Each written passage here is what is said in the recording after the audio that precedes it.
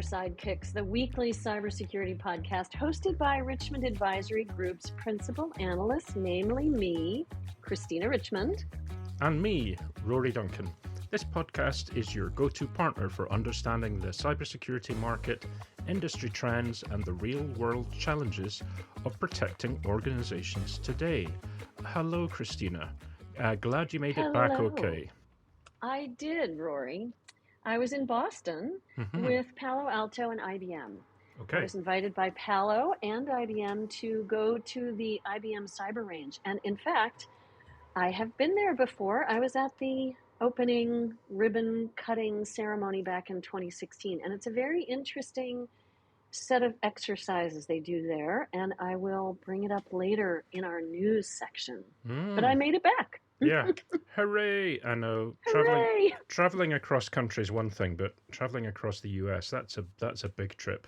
So, it's like crossing the Atlantic sometimes, I guess. It is. But anyway, it was long travel, but it was very worthwhile, and I'll chat more about it. Shall we jump in? And what do we have today, Rory? Shall we remind our lovely listeners to sign up for Signal, Not Noise, our monthly newsletter? Another one's coming out soon. Yes, definitely. For those of you who've not signed up, please do go to our website. There should be a sign up button or option there. It doesn't cost you anything. Free information, updates, insights, and so on, which we hope you'll find interesting. So that's Signal, Not Noise. Yeah, it's on the bottom of our homepage, just to make it easy for folks. It is just the kind of subscribe button at the bottom of our homepage. Yeah, so come join us. So come join us indeed. And when you subscribe, you'll be sent a 4-page extract from our recent AI security survey update, looking at how prepared CISOs, C-suite, and senior IT practitioners are to face AI-powered attacks and what would help them prepare. And there's some very interesting and surprising and thought-provoking results in that survey. So I would definitely recommend that you do that. And then events, you're heading off to an event next week, aren't you? Where are you going? So down to the old smoke, London, streets paved of gold, Puss in Boots, all of that. So that'll be the 3rd to the 5th of June out at the XL, which is the big conference center where all the big tech shows go on. So expect to have a report back from me at next week's show, which will be episode 20. I'll let you know who I met with, any interesting discussions that I had, and so on. And then that would be great. Black Hat, back to you, Christina. Black Hat. Any updates? Yeah. Do you wanna cross the pond again? Oh, Black Hat. We should discuss. But yeah, so coming up early August, as everyone knows, first week of August is Black Hat in the very seasonal and cool Las Vegas temperature where no one goes outside because you could fry eggs on the street if you so desired. Yep. So we all stay indoors. Yep. So anyway, Richmond Advisory Group will be at Black Hat, and we're starting to take calls. Actually, there are a couple of folks who have already reached out and said, "Ooh, let's get you scheduled." So that'll be fun. It's not quite the same as RSA, the conference, but it's much more practitioner focused, which is great. So DEF CON goes on at the same time. A lot of dev kind of training and security practitioner training goes on. So it'll be interesting to walk the floor, and it'll be interesting to meet with companies who are there. But yeah, it's slightly smaller. It feels smaller than RSA. I've never been before, but it seems as if Black Hat is like where all the cool kids go in terms of security, whereas RSAC is more of a kind of a vendor show. It's like everybody's there and all the companies are there. So to go to Black Hat is a kind of a rite of passage. Yeah, you're absolutely correct. Historically, Black Hat was much more the cool kids. A lot of hackathons, a lot of hacker interest. Gray and white hat. We won't talk about the black hats, but even though it's called Black Hat, it's an interesting show for practitioners. But vendors and service providers have started to show up quite a bit, which I don't think they're always as welcome at Black Hat as they are at RSA. So I would like to make a goal of really spending more time in the practitioner arena, Right. because I think it's really where it's much more interesting. But Hmm. I will also be taking meetings with vendors and service providers, of Yeah. course. Yeah. No, I think on the practitioner side, that's where our sidekicks will be, our real sidekicks will be the ones who do this Yes. stuff every day. So to that point, Yeah. yeah, it would be good Well, to meet some. yeah. If you come, I mean, we'll chat about it, right? But if you come, we should do what we did at RSA, which is have maybe two podcast recordings instead of just one. And if you haven't seen it yet, Mm, to our listeners out there, we have a video podcast. Is that like a vlog cast? yes. Well, Vlog cast? oh God. I think a blog and then vlog, which is your video Yeah. log. But if it's a podcast, to be honest, there came a point maybe a few years ago, it might have been during the pandemic, when people started to talk about podcasts and include those that were on video as well. So now if people say, "Oh, I'm recording a podcast," if you don't have video, they're like, "Oh, okay." Audio only podcasts seem to be a little bit old school now. Certainly, Right. a lot of the ones that I see are also filmed. So it's video as Yeah. well as audio. But I don't know. I think if you're doing video, you kind of have to add something more to it. You're seeing something, there's something extra that you're giving, not just the voice. Anywho, as they say, Anywho, shall we do some news, Christina? If it's okay, I wanted to kick off with a story. It's not necessarily, breaking news story, but I think it's important, even though it's, happened a couple of weeks ago, because it kind of is on a topic of, cooperation, collaboration, not just, hmm within a company, but across other companies and ecosystems and then nation states. And for me, at least, I think it's important to, talk about things maybe to put some of the isolationist kind of rhetoric in perspective. In other words, when it yeah. comes to cybersecurity, we need collaboration, we need more hmm guards, we need more watchers. Otherwise, how are we going to spot some of the fresh and new attacks that happen? And so, for this reason, I wanted to touch on the NATO exercise that happened called Locked Shields 2025. And this was something that 41 countries took part in. Locked Shields. Really? Yeah, it was. Can you imagine 41 teams all together No, at the? no. Well, No, it yeah. makes my head explode. Well, it took place in Estonia at the NATO Huh, Cooperative Cyber Defense Center of Excellence. So there's a COE interesting. in Estonia, Okay. and there were 4,000 experts representing these 41 NATO ally and partner nations. And the Hmm. goal of Locked Shields was collectively to test and improve the preparedness of national cybersecurity Ah, teams in defending national systems and critical infrastructure, right? So, telecoms networks, right. military infrastructure, through a realistic simulation. And interestingly, it's not something that people could say, oh, well, that's not really required because, the news across the world has been filled with, critical infrastructure attacks, whether partially as a result of bad actors, but some actually perhaps as a result of other issues. But here we had 17 blue teams tasked with defending 8,000 virtual systems Oof. against thousands of sophisticated attacks. So it was kind of like wargaming, Yeah. virtual kind of paintball type of idea. And yeah, so yeah, nothing new and as much. But I think and the reason I wanted to say this was the scale of it and the fact that it involved all of these countries.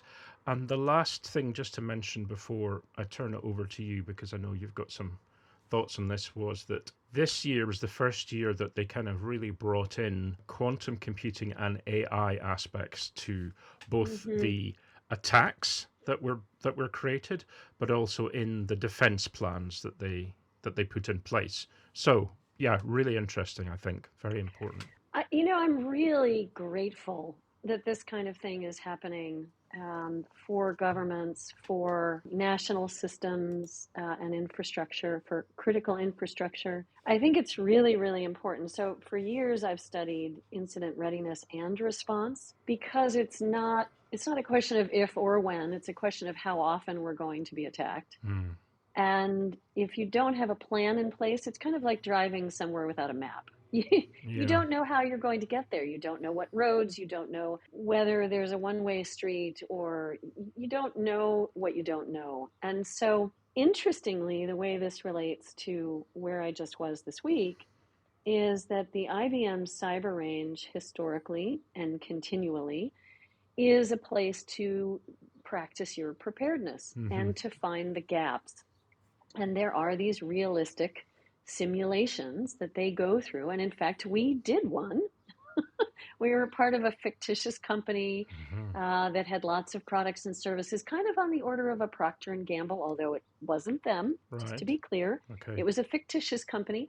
And as things unraveled, first with a chatbot that went down, so there's the AI piece, right? Mm-hmm. As a chatbot started going rogue Uh-oh. and sending orders, client orders, customer orders to the wrong addresses, My God. do you know if that's a cyber attack? You don't right away. Mm. And then, oop, there's defacing of the website. Well, that certainly looks like it could be a hacktivist or it could be a hacker. You don't know yet. And then, are the right teams talking to one another across the organization? Do you have a plan in place? Do you have a war team, right? Do you Yeah. have incident commanders at the ready? And I hate to tell you this, but in the many years that I've studied incident readiness, that is a huge failing point for companies because it seems irrelevant. I have to get my budget to buy my tools, to install, implement, integrate, do the right hygiene. I don't usually do the right hygiene because I'm too busy and running in too many different directions, but I Mm-hmm. have to do my best, try to configure it properly. I try to, have the operational assistance maybe from a SOC company, an MDR company, Mm-hmm. but to do training exercises just seems not irrelevant, certainly, but it's beyond the pale.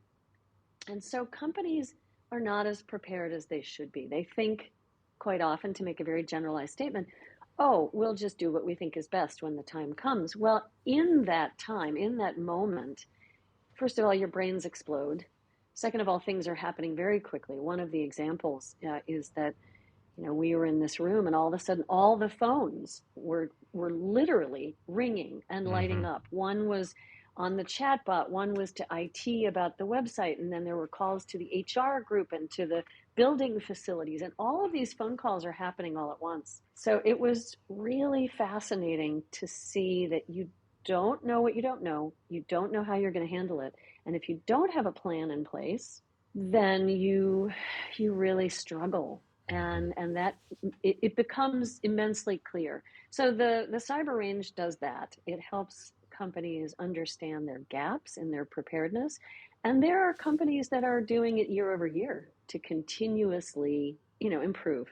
The Palo part of the partnership was also interesting because, of course, they had bought IBM's QRoC, the Curator SaaS technology, and they're migrating folks over to Cortex.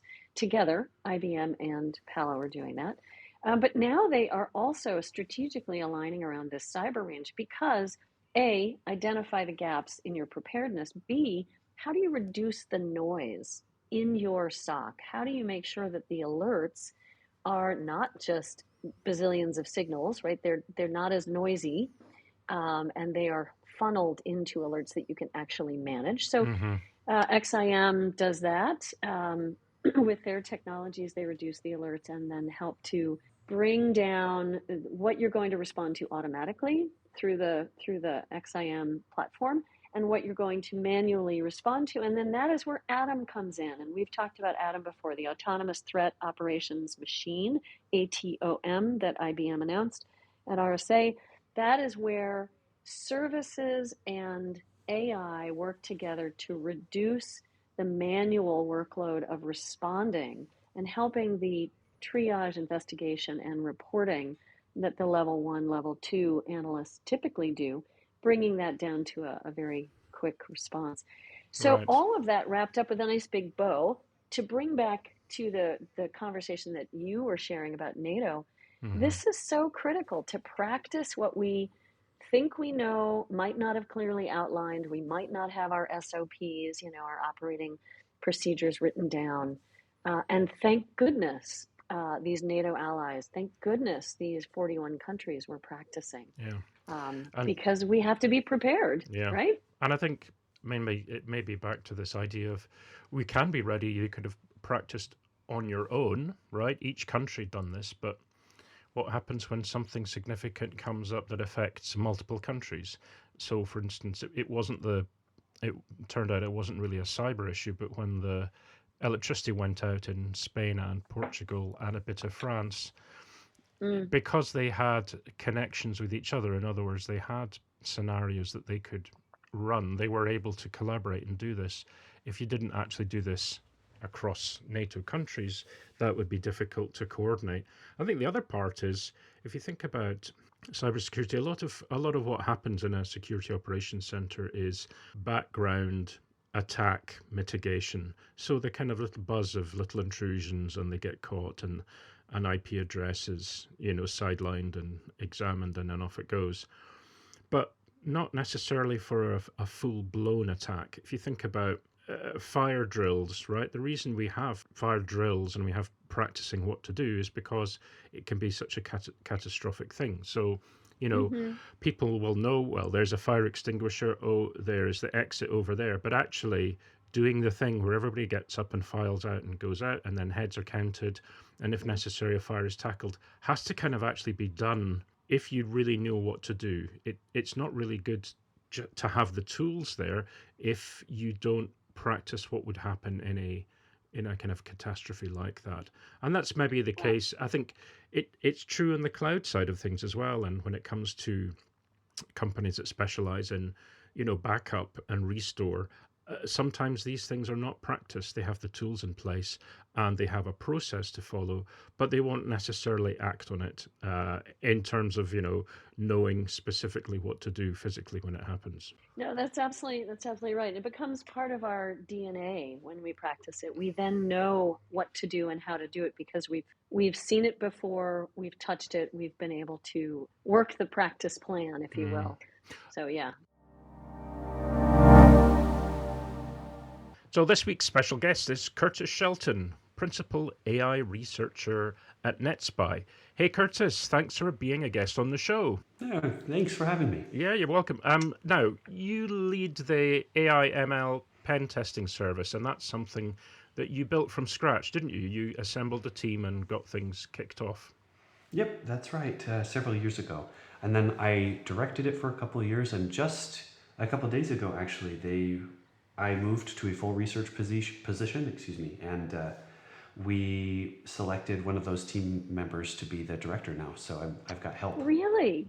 So Yeah. this is breaking news. Kurtis Shelton, now the builder of the AI ML penetration testing service for NetSPI. You now are a full-time researcher. That is so cool. Yeah, Wow. I get to love it. sleep a little bit now. Hooray. That's the Oh, So, it's overrated. Kurtis, you don't need sleep. I'm proof in the pudding over the last 3-4 days of my travel that, living on 2, 3, 4 hours is plenty. You yes, don't need much. it's But true. along those lines, what does keep you up at night, or what did in your own role, in your previous role, and what do you think will keep you up now in this new role? Sure. Probably the biggest thing that kept me up at night was rather silly, actually. I know that the opinions out there surrounding machine learning, and I'll use AI as we go forward here, but opinions surrounding AI in the security space are very, very polarized. On one half, you have individuals who absolutely love the idea. They love how versatile and how capable it is. And on the other half, you have the AI doomers, the people who believe that it's going to take over or that it is going to fundamentally change the world in a way that's not to their liking. And Right, and you have that polarity, but somewhere in the middle, I think, is where reality is, wouldn't you say? Yes, absolutely. Yeah? Yeah, absolutely. Okay. And that's in part what keeps me up. Oh, I exist in this world where I feel like the reality is in the middle, where there is a balance. However, almost every time I tell somebody what I do for work, they exist on one of those two spectrums, on one of those two polarized ends. And their response to what I do for work is either, oh, that's the coolest thing ever. Tell me more. I want to hear more. Or it's, I hate you. You're taking my job away and I want nothing to do with you. And it is, again, silly as it probably really doesn't have anything specific to do with, is AI actually taking over or the technical facets of how these machine learning models work, but it's more just in general my exposure to people, humans, and how I'm treated when I bring up what I do. So I'm usually very calculated in the way that I share that, which is silly. Well, no, I don't think it's silly at all. And I think it highlights something very interesting that's going on in this market right now, that polarization. It reminds me of the polarization in many other markets. Back in the day, I have enough gray hair to be able to talk about the beginning of client client computers. Bringing the desktop to the worker rather than going to the mainframe. I am that old. I remember when having your own laptop and being able to bring it home. I remember BYOD. I remember the beginning of cloud. And so the same polarization has happened at each of these different onsets of a new wave of technology. And, the cloud one was, I'm never putting my data in the cloud. It's not secure. And the opposite end of the polarity was, it's more secure. Well, what has won at the end of the day is really that it is better in most cases to put a good percentage of your data in the cloud, in someone else's infrastructure, both in terms of resources and cost, but in terms of security as well. Where do you think things are going to land with AI? I mean, will it be a polarized situation? Will it be more in the middle? Where do you think we're going to be using AI, maybe near term and then somewhat later term in security? What do you think? Okay, yeah, sure. I think the problem with identifying a singular field and predicting where it is going to land in that field is in part going to prevent us from fully taking advantage of facets of machine learning or understanding and bringing into the conversation facets of machine learning that I want to wholeheartedly believe will help people like it, right? I mean, generally when I talk to people, the reason they don't like it is either for fear of being replaced or because, generally things around plagiarism, right? Like art, videos, things like that. They're very upset that it's emulating a human or at least masquerading as a human would by directly copying and or learning verbatim from these human derived outputs. With that said, however, in security, that generally isn't a problem. I mean, you have deep fakes and you have other things that people are using to generate these really scary attacks with, but generally speaking, someone in security is not worried about their model that they're using emulating art, and instead they're more concerned about its willingness to create malicious things. That's usually what it stems from. So much, in fact, that early on, and I'm sure you've heard of the Mistral model, like the French frontier model. There were versions of that were even further de-aligned. I mean, that model was so popular not because it was capable, but because it was de-aligned or more willing to perform atrocities. It's a way to think about it. I like that, de-aligned and willing to perform atrocities. Yes. Yep, got it. And to that point, for a lot of security individuals and even just a lot of like day-to-day users, people interested in using these models, that wasn't enough. So they took it and they created the mixture models and the dolphin models, really big names like Tom Joggins, the bloke, I think is what he goes by on Hugging Face, a gentleman who was renowned for a while because he would take these models and quickly de-align them. So they, without lobotomizing them too much and maintaining their size, etc.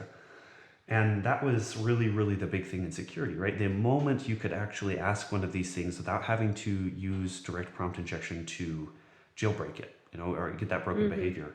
And you could ask it things like, oh, I'd like you to write me this script. I'd like you to write me some malware, or I'd like you to role play with me under the guise of like a ransomware bot. Those changes for security were the real delimiters between why I think people originally were not so concerned with it and then became immediately concerned, and then it just rolled out of control from there. At that point, you had people writing code that might have been a bit sloppy. I mean, from probably the early days of GPT until just after GPT 4.0 became free and they released it on their website, the code that was being produced did have some security best practices in mind, but generally they were just being designed to finish, right? They just wanted something that could create something functional. And a lot of that code slop is still floating around. And so for people doing code review, that was another big element, right? They were really, really worried about these models in the security space because these things weren't actually creating something that was security aware. But that has also generally changed. And so to not ramble too much, go back to your original question.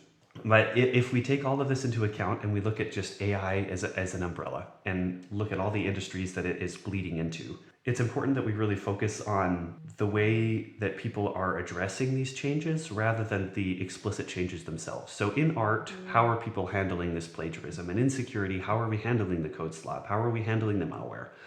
And it's really different, and it's an unanswered question. For a lot of people, being able to fingerprint the code that GPT or other types of machine learning models have been producing is enough.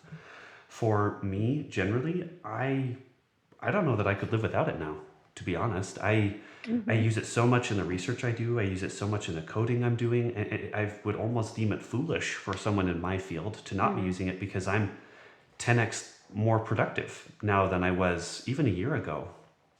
But with an ounce of caution, though, I can hear that your calculated response at the very beginning of this conversation, was it's the cautiousness. And so I'm just guessing, and tell me if I'm wrong, but Curtis, it seems to me as you use it more and more, as you're more and more dependent, I would imagine that you're also very diligent in checking, is the code working? Are the responses hallucinated or real? What are the sources? Right? I'm sure you're doing the things that are best practices around that. Oh, yes, absolutely. But even so, even with that time that you're investing into figuring that stuff out and double checking, you're still more efficient than you would have been without it, which is just bonkers to me. Like I had you asked me 3 years ago that were even possible, I would have probably laughed at you.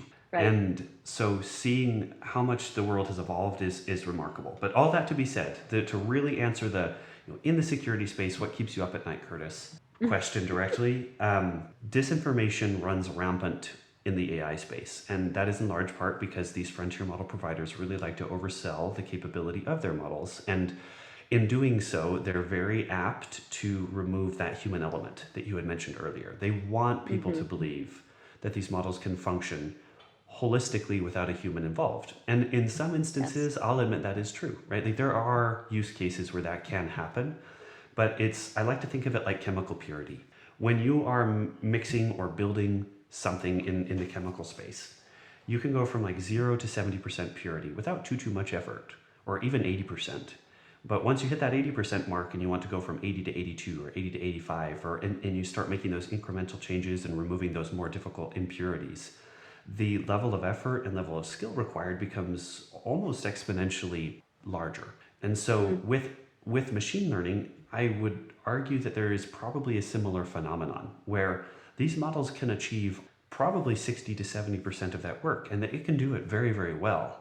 But once you hit that threshold, you just begin to realize they can't critically think. And so if whatever task or whatever work you're putting in requires some level of critical thinking, you as the human have to either drive that model or do manual work to then compensate for that 80 to 82 or 80 to 85% gap.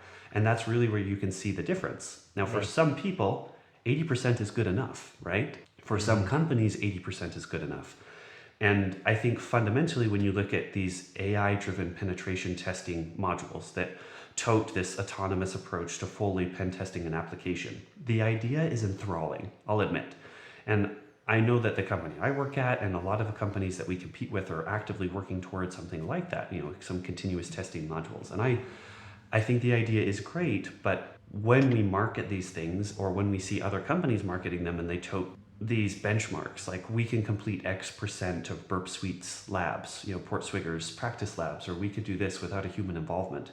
Without a human's involvement, I think those benchmarks are a bit misleading and ultimately leave the consumer, people who are either on the blue side or the red side, to believe that their jobs are in jeopardized or will be jeopardized, and that long term, these models are going to consistently be able to cover a lot of what humans can do. Now, though that last part may be true, I don't think it's going to be in the magnitude that a lot of people believe because of their inability to critically think alone.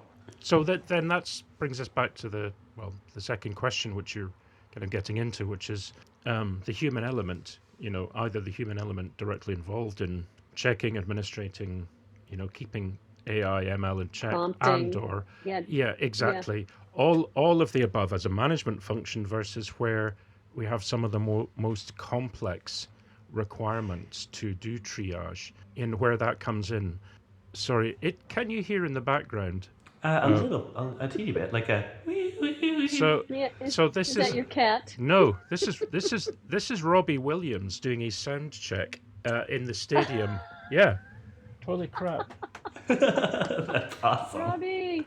So I don't know if you're into rugby, but the Murrayfield Stadium is like a quarter mile from here. It's where all the big rugby matches happen, all the internationals. But since the end of the pandemic, they've also been letting concerts go on. So we had Taylor Swift last summer for 3 nights, and we had who else? We had Beyonce, but Robbie Williams is playing tomorrow. So what they do is they've been doing each day a sound check for the last couple of days. I mean, it sounds epic. He has these kind of orchestras, and it's like a kind of a James Bond soundtrack going on, but it is quite loud. So anyway, I just wanted to check to see it wasn't too loud. But yeah. 3, 2, 1, back in the room. So the human element, Kurtis, and obviously from my perspective, as I was kind of thinking about this the other day, and I sent you a note about it, because of NetSPI and the fact that the concierge approach and the one-to-one communication and so on is so important when it comes to customer service, but also how you deal with your clients. What's the point at which the human becomes involved, and what's the point at which, from your perspective, when it comes to AI, should we have human oversight more so than the tools doing that for us? Oh, that's a tough one. I mean, if I had the perfect answer to that question, or at least more than just a high level answer, I probably wouldn't be working anymore. I I mean, the short of it is, I think, to go back to what I had mentioned previous, like whatever job you might be doing, whatever task you're working toward, once you identify the portion of that job that requires some level of critical thinking, which I can just generically define as the human element, right? Well, we can make them adjacent. That's about the time where you need a human's involvement. So with penetration testing as an example, I can maybe spin up a scenario where that might help elucidate what that looks like. If I built some magic AI engine that had a number of arms and hands and could run any tool I wanted it to run, and pointed it at a web application and told it, penetration test, figure it out, find 0-day vulnerabilities, it would very likely fail, as the stochasticity with these models would, one, create a level of intraceability. It would make decisions that even at lower levels of, like lower temperature levels, lower levels of that randomness, it would not ultimately lead to real vulnerabilities, because at each step of its decision process, the more we rely on these models, the more likely it is that we have that variance. And furthermore, it's less likely, given the model has never seen this given web application before, that it will be predisposed to being able to find anything. So you need a human to guide it. If you point it at a particular page and tell it, on this page there might be SQL injection in this given spot, it can then run through a list of check items and tools and other things to try and determine whether or not SQL injection is present in that spot. And it can do that to a pretty high degree of fidelity and likely faster than most humans can. So the difference there is, the free thinking, critically thinking portion of that part, the human intuition / element of that, guides it to the point where then it can do the monotonies, right? The actual, test this character, delete this character, try again, etc. of SQL injection. And so to directly answer your question on whatever it is you're doing, whether it's writing a novel or it's doing penetration testing or it's creating art even, once you get this point where there's the human element being critically thinking, this threshold where you have to start critically thinking about whatever it is you're doing, it's important that you take a step back and realize that the model itself is going to try. I mean, if you ask it to, it will do its best. but its best is just rolling the dice. I've heard them described as token tumblers before, and that's one of my favorite ways to think of generative models nowadays is when they're making choices, they're not critically thinking through a problem, even with chain of thought reasoning, right? Chain of thought reasoning is just a math way to optimize or bottleneck your outputs to a particular end given your inputs. A fancy, like really generic way of saying you're just shrinking the probability field by having it generate more tokens, which ultimately lead to that output, increasing the odds that it will be accurate. And even that, then you are still just increasing odds, right? It's not emulating a human. It is just changing the statistic space in which you're operating. So, first of all, huge props for using stochasticity. I encourage our listeners to go look that one up. It's a great word. I was like, yay, stochasticity. So huge props for that. But I love that you brought in the human element is, really in terms of critical thinking or critical planning, not just the management of the model. But in the study that you sent me, and we don't know how to pronounce the name of the archive, it's RXIV, RXIV, R14, but it was through Dreadnought, right? And so this really interesting study that you sent me, Kurtis, that I'll admit I'm still digesting because you live and breathe this every day, but I'll just bring up the part where they talk about certain creative reasoning scenarios. And that is when the human is involved and that there's actually a faster approach to exploring and pattern matching and resolving when you have a human involved, a manual approach. It can be faster in certain situations because of that creative reasoning. So you talked about critical thinking. It's also this creativity or the nuance that the human element brings in, wouldn't you say? Yeah, that paper is awesome. So for anybody listening, please reach out to them, go read it. But there's two really big takeaways from that paper. On one half, they really show well that automated approaches to AI pen testing in the jailbreaking space are awesome, right? You can cover a lot more topic spaces. You can cover a lot more perturbations to every prompt that you provide in a much shorter amount of time. But in that same breath, you have to remember that the seeds of what they're using for all of these models, like when they're running these different perturbations, when they're running these different attacks, all stem from a human-generated attack on this given model, whether it's the role-playing scenarios, whether it's changing specific characters to capitals or lower cases to really confuse the model, encoding certain characters, all of those things in some way, shape, or form originated from a human's experimentation, right? If you asked a model to emulate those now, it can because it was trained on that information. But that's the key here, is it's only emulating to an extent that human involvement. So does it work phenomenally when it comes to red teaming the more like compliance and regulatory space in the AI security field? Absolutely. Like their paper shows a resounding yes.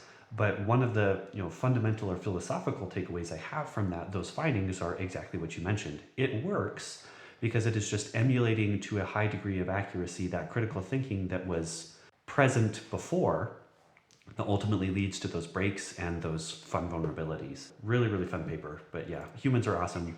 AI is awesome too, but we need to work together. Yeah. We need to work together. I love that. Yeah. And on that note, yes, thank you very much, Kurtis, for joining us. That was a really interesting discussion. I shall also be looking up that word that begins with S that I won't try to pronounce.